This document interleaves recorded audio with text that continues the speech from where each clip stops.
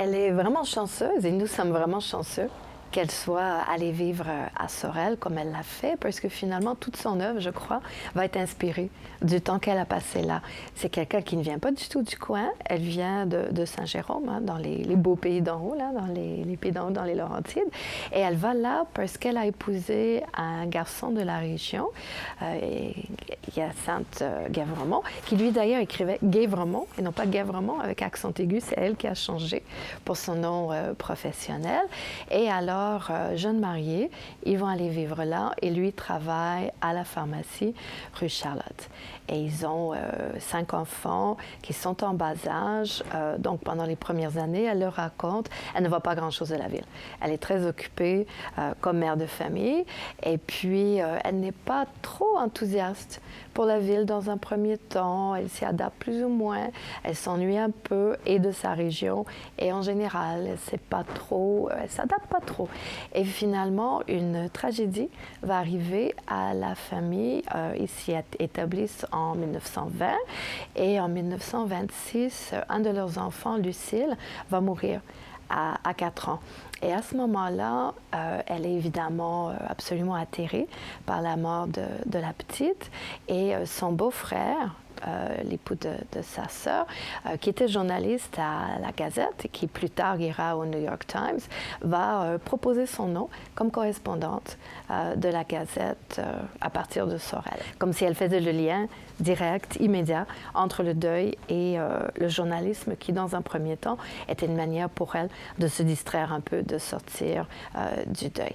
Alors, elle fera ça, elle écrira durant plusieurs années, elle écrit plus de 300 textes pour la Gazette en tant que correspondante à Sorel.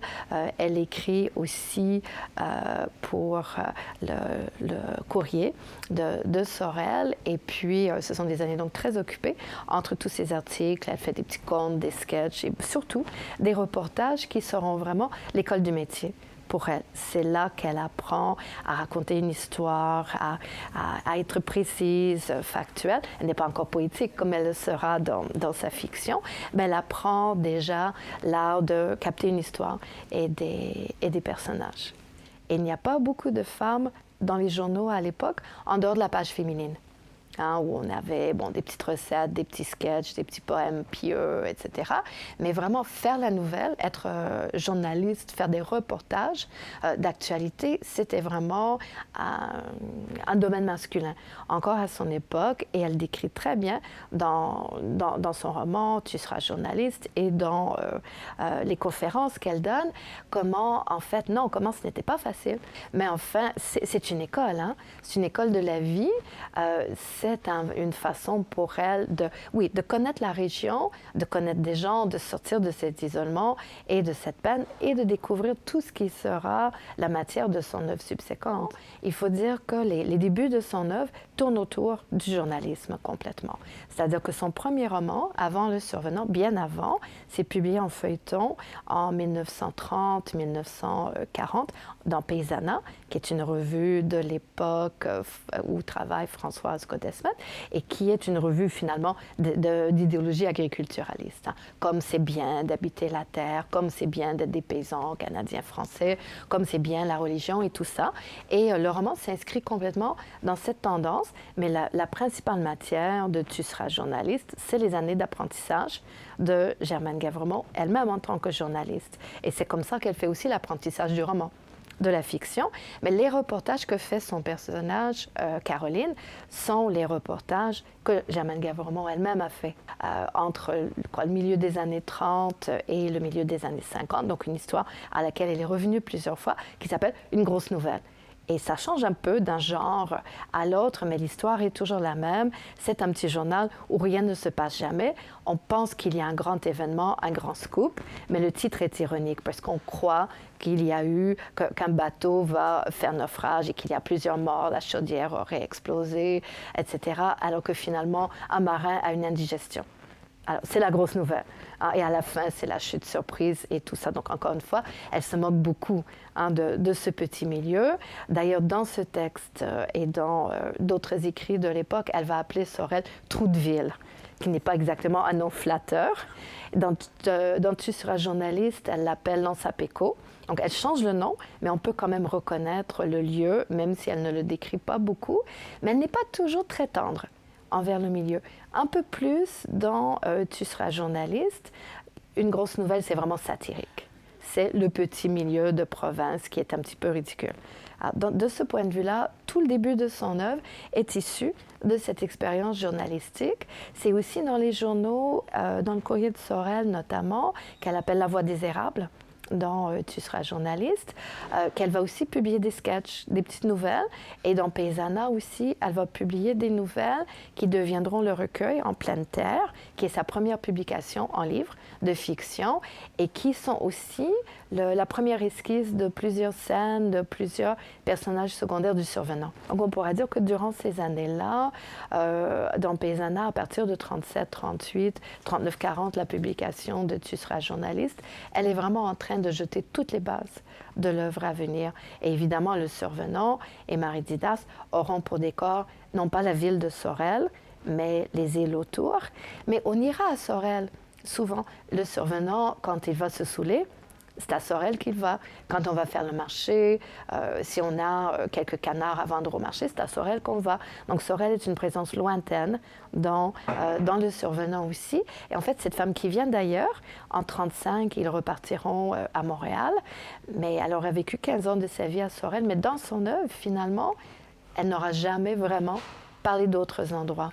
Dans Le Survenant aussi, un roman donc, qui a 70 ans maintenant, mais qui n'a pas une ride, hein, qu'on peut lire, et Marie Didas c'est pareil, on peut lire avec un grand plaisir. On est frappé par le fait que le thème est vieux, si on veut. C'est un mode de vie qui n'existe plus, mais l'écriture est moderne. La façon de raconter est très vive. Et on ne fait pas mieux aujourd'hui. Hein. Elle est vraiment... La façon de capter le parler populaire des gens de l'époque, c'est absolument extraordinaire. C'était une grande artiste. Et elle a des images, mais très naturelles. On voit là l'importance de la nature pour elle et le fait que pour elle, les personnages sont profondément liés à la nature, à la région d'où ils émanent. Et c'est pour ça que les gens du Chenal du Moine sont tous pareils d'une certaine façon, malgré des petites différences de caractère. Ils ont la même mentalité. Le Survenant, lui, comme il vient d'ailleurs, c'est un autre monde. Et le contraste entre ces deux mondes, qui sont un peu la tradition et la modernité, ou la ville et la campagne, c'est vraiment les grands thèmes non seulement du roman québécois, j'allais dire, mais de toute la société québécoise de l'époque, quand on vivait cette grande transition, quand disparaissait progressivement la religion, quand les gens s'urbanisaient, quand le tissu tissé serré de la campagne se défaisait et tout ça. Bonheur d'occasion en est un grand témoignage, on en a souvent parlé, mais Le Survenant aussi. À partir du Survenant, on dirait que Germaine Guèvremont a été tellement frappée. Certains critiques disent qu'elle est tombée tellement amoureuse de son personnage et du milieu dans lequel elle avait campé qu'elle n'a plus jamais écrit autre chose. Elle a fait la suite, elle a fait Marie Didas, qui est un excellent roman aussi, et elle avait commencé un 3e tome, mais qu'elle n'a jamais fini, dont elle n'a donné que quelques pages. Elle a aussi fait quelques écrits autobiographiques comme ça, mais des toutes petites choses. Mais par contre, elle a poursuivi la vie du milieu et du Survenant et de tous les personnages autour en explorant ce qui était à l'époque les nouveaux médias. Je pense que si elle écrivait aujourd'hui ou si elle vivait aujourd'hui, elle ferait du numérique, elle ferait quelque chose sur le web, elle serait dans les formes de créativité d'aujourd'hui. À son époque, elle était dans les nouveaux médias. Bon, la radio, ensuite la télé, et chaque fois, elle va reprendre les mêmes personnages, mais elle va ajouter des épisodes. Elle va faire pendant des années, au cours des années 50, 60, on va avoir des centaines d'épisodes, d'abord du radio-roman, ensuite du télé-roman. Elle les change, elle a de nouvelles audaces, de nouveaux personnages, et elle revient parfois encore sur le journalisme, hein, sur le fait que Francine elle écrira des textes aussi. Et puis, c'est vraiment le creuset de l'œuvre qu'elle avait découvert finalement à Sorel et durant ses années comme journaliste. Et c'est cette matière qu'elle va toujours reprendre, approfondir, retravailler. On peut lui reprocher d'avoir radoté, hein, de n'avoir plus jamais inventé un autre monde. Par contre, celui-là est très riche. Hein, et elle s'est tellement rendue loin dans l'exploration de ce monde-là qu'on peut vraiment s'en émerveiller. Hein. Le téléroman, la radio-roman, c'est plus de 1000 pages chaque fois de manuscrits. Et elle écrivait ça au jour le jour, hein, dans la plus grande précipitation. Elle était seule. Qu'on sache, elle n'avait pas de collaborateurs. Elle faisait elle-même chaque jour un texte qui faisait à peu près 4 pages tapées. Ce n'est pas rien. Et il fallait quand même garder le fil, garder le suspense. Et c'est vraiment une maîtresse de la petite chute et de jusqu'à demain, la suite demain. Et chaque fois, on se dit, mais qu'est-ce qu'elle va encore trouver? Elle peut étirer une histoire absolument mineure durant 3 semaines, mais sans qu'on s'impatiente. Hein, ça se lit vraiment très bien. Aujourd'hui, on ne peut pas faire grand-chose d'autre, d'ailleurs, que lire, parce que très peu de films ou de cassettes radio existent encore. On les a détruits de manière générale. Ce qu'on croit comprendre, c'est qu'à Radio-Canada, à l'époque, et dans les autres postes aussi, on enregistrait, et puis on reculait, et on enregistrait par-dessus autre chose. Donc tout ça, c'est perdu. On ne l'a pas. La seule chose, et c'est dommage, parce que ça a été bien de voir en profondeur comment ça se réalisait à l'époque. Alors tout ce que nous avons, ce sont ces tapuscrits, hein, qui sont parfois très émouvants puisqu'il y a des petites ratures, des petites modifications qu'elle a faites comme ça à la main. Parfois, on lui dit « Non, cette histoire-là, ça ne marche pas. » On voit qu'elle a changé, elle a coupé, ajouté des répliques, peut-être des acteurs qui avaient dit « Puis moi, je ne parle pas assez. » Ou un jour, l'acteur ne paraît pas sur le plateau, donc elle est obligée de l'enlever et de vite remplacer autre chose.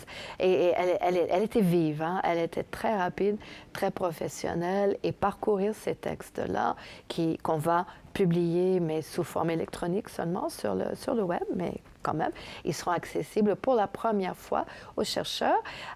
Parcourir ça inspire beaucoup d'admiration pour cette femme. Elle était vraiment quelqu'un.